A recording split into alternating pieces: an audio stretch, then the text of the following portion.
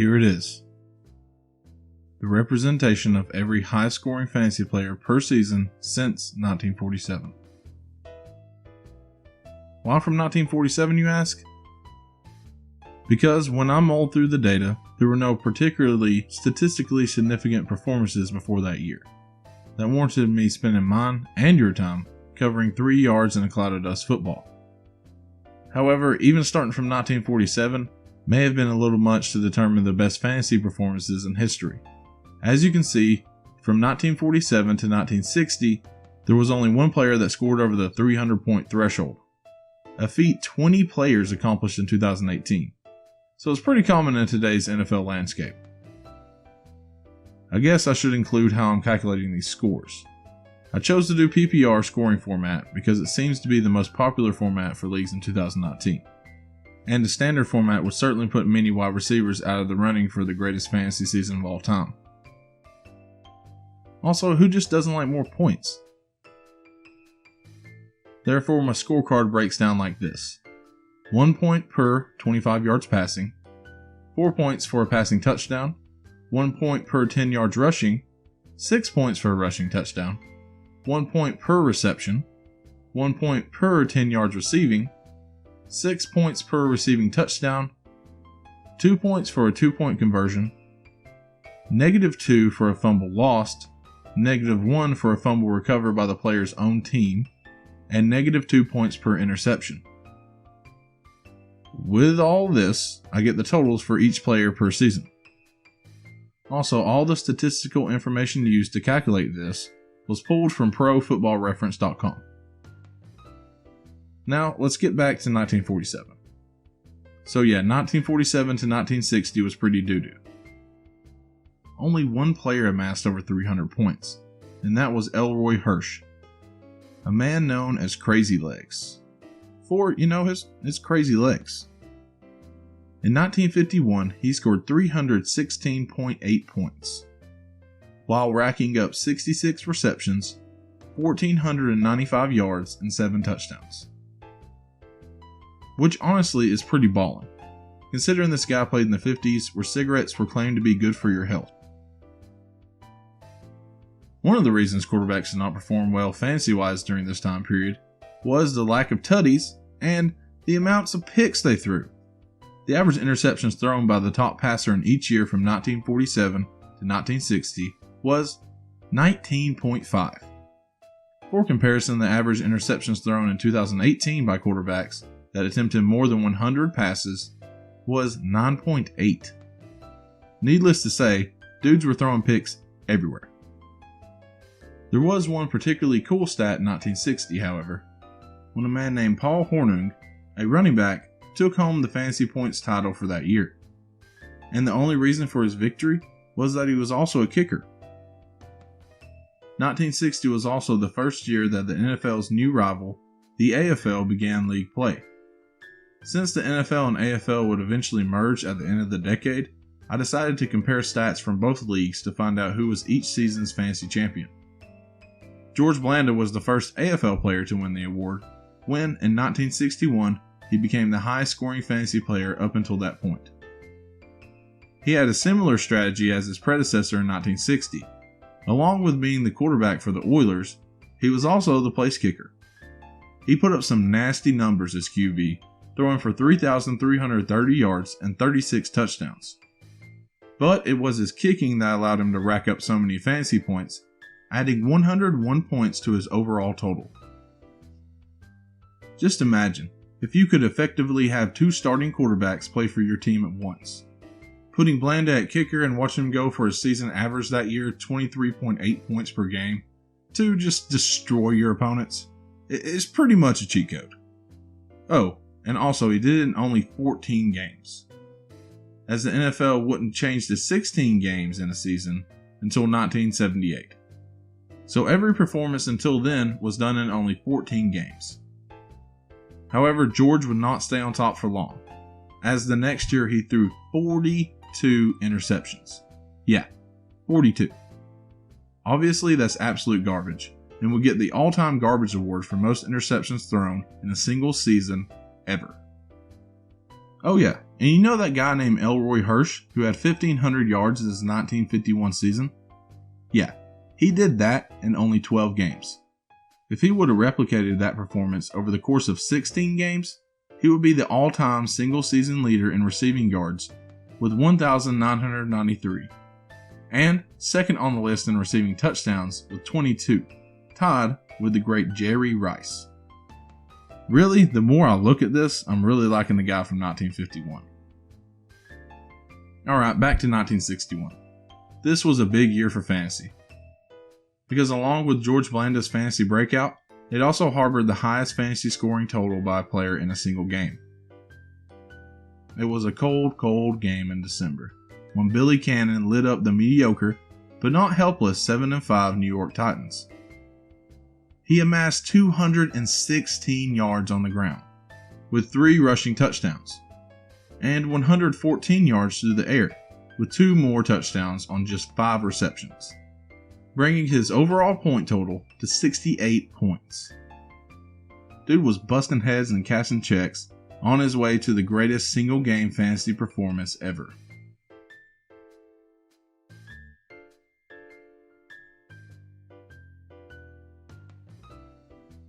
Over the next few years, nothing really happened of significance in the fantasy world, except in 1964 where a guy with the all-time greatest name played in the league. Dick Wood, who I would imagine is an absolute stud on and off the field. A guy named Jim Brown also dominated his opponents to the tune of 340 fantasy points in 1965. If you didn't know, Brown is largely known as possibly the greatest player ever to lace him up. In 1967, Joe Namath became the first passer to throw for over 4,000 yards in a single season. A couple years later, he took his underdog New York Jets team to the Super Bowl, in a game he guaranteed to win. Everyone thought the Baltimore Colts were going to crush Namath and the Jets, but Namath was true to his word and cemented himself as a legend in the sport, winning the game 16-7. Okay, we're past the AFL-NFL league competition and back to one solidified league in the 1970s, and offensive powerhouses started to emerge. For example, there was 1973 when O.J. Simpson galloped his way to the NFL's first 2,000-yard rushing season, taking home the fantasy scoring title in the process, again in only 14 games. If he would have played 16 games at the same pace of 143 rushing yards per game, he would be the all-time single-season leader at 2,289 yards. However, that was not OJ's best year fantasy-wise. In 1975, he scored the most fantasy points ever up until that point, with 383 points, piling up over 20 touchdowns and over 2,000 total yards. From 1977 to 1979, the NFL was Walter Payton, and he was the top fantasy scorer for 3 seasons straight, accumulating over 952 fantasy points in that stretch, a feat only one other player in fantasy history has achieved. Then we have 1978, which was arguably the most historic year in the NFL for offenses, as the league instituted a new rule making it illegal for a defender to make significant contact to a receiver that is more than 5 yards down the field. They also expanded the season to 16 games instead of 14. These rule changes allowed for more offensive production and longer seasons, thus creating more opportunities for points. And the statistics show this change. Before 1978, the top scoring fantasy player per season scored more than 300 points only 9 times in 31 years, or just 29% of the time. From 1978 and beyond, players scored more than 300 points 39 times in 41 years, or 95% of the time. This indicates that we are indeed Americans. Like yards, like touchdowns, boo defense.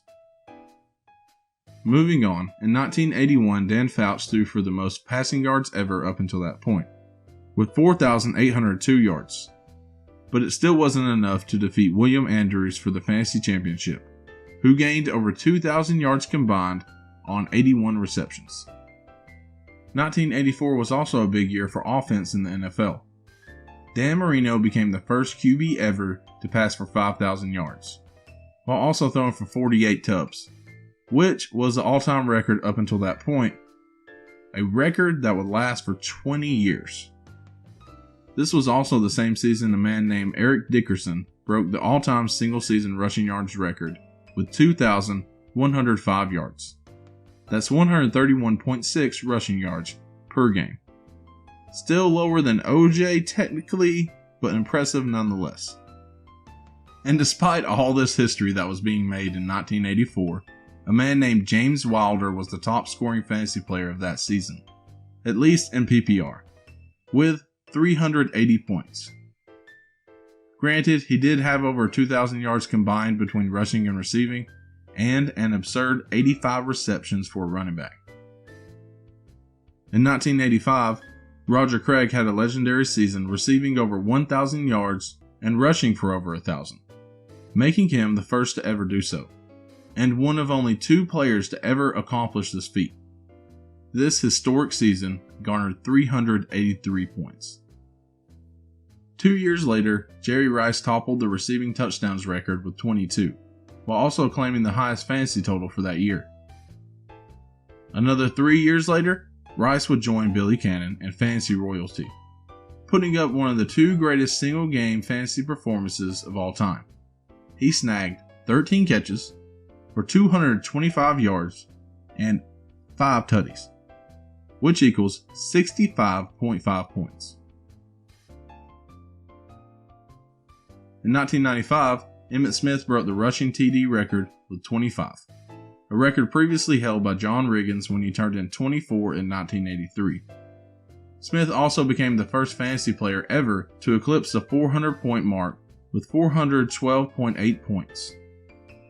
Jerry Rice also surpassed the 400-point mark that year with 409 points.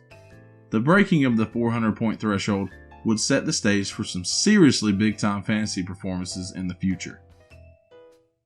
In 1997, that man Barry Sanders became just the 3rd player to surpass the 2,000 rushing yards mark, taking home that year's top fantasy player with 347.8 points. The next year, Terrell Davis decided to do the same, rushing for 2,008 yards and grinding out 382.5 fantasy points.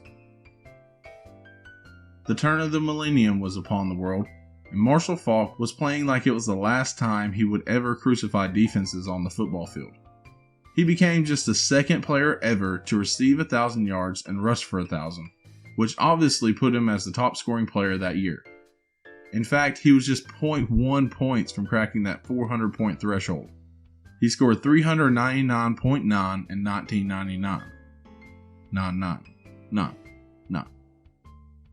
Man, I like to think that all those 9 stuck with Marshall Faulk and lit a fire in his belly to do better. I really like to think he cared. And maybe he did, because in the very next season, he blasted through the 400-point threshold, gaining 459.9 points. Again, 2001, Marshall Faulk, 421.7 points, just absolutely destroying defenses. This performance capped off a 3-year stretch where he scored 1,281.5 total fantasy points. Just absolutely filthy. Moving on, in 2004, Peyton Manning decides to throw 49 tutties, breaking Marino's 20-year-old record. However, it was Dante Culpepper who took the fantasy scoring championship home, mostly because of his stats on the ground. Then, we have it. The one we've all been searching for. The greatest single season in fantasy history. LT LaDainian Tomlinson's absolutely filthy 2006 season. First of all, he shattered the single season touchdown record with 28 touchdowns. 28. He also added 3 more through the air, so that means 31 touchdowns, dude. 31. And here's a stat for how dominant he was. He rushed for 11 more touchdowns than his closest competitor, Larry Johnson. That's tutty, tutty, tutty, tutty, tutty, tutty, tutty, tutty, tutty, tutty. You get the point. He also had 1,815 yards on the ground and 508 receiving yards, for a total of 2,323 total yards. It was just a fantasy masterclass that, in my opinion, will stand the test of time, totaling 480.1 points. That is over 20 more points than the next player on the list, Marshall Faulk. So, that's it. The greatest single fantasy season of all time. I hope you enjoyed the video.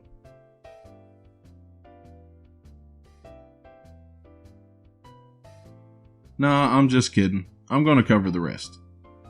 2007 was also another record-breaking year as Tom Brady set the single-season passing touchdown record with an even 50, and his teammate Randy Moss set the touchdown receiving record at 23. These two players together almost completed a perfect season, until this. Pressure from Thomas off the edge. Eli Manning stays on his feet, airs it out down the field. It is caught. In 2011, Drew Brees set the single-season passing yards record, throwing for 5,476 yards, and also gaining 393 fantasy points in the process.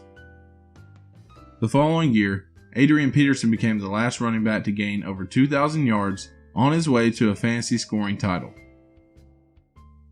And through the air that year, Calvin Johnson was tearing it up, setting the all-time single-season receiving yards record at 1,964. And here we have one of my favorite seasons personally, 2013, which was the most prolific season for a quarterback the league has ever seen. Peyton Manning, one season removed from neck surgery, breaks almost every single season record available for a quarterback, setting an all-time high with 5,477 passing yards and throwing for 55 touchdowns, which shattered the single-season touchdowns record. My question is, who was that surgeon? And where did he get the advanced robotics to turn Manning into a literal machine? Last but not least, we have our final 400-point performance, with Patrick Mahomes coming out of nowhere, tossing 50 tubs and accumulating 5,097 yards passing in his first full season as a starter. If this kid keeps it up, he could possibly challenge LT for the greatest fantasy season ever. However, it would likely take a season that shatters almost every single passing record in NFL history, by like a long shot. That's it. That's every significant single-season fantasy performance since 1947. On average, running backs dominated the fantasy scene, becoming the top fantasy scorers 64% of the time in 72 years. Wide receivers came out on top 26% of the time, and only 7 quarterbacks in 72 years took home the title. That's only 10% of the time.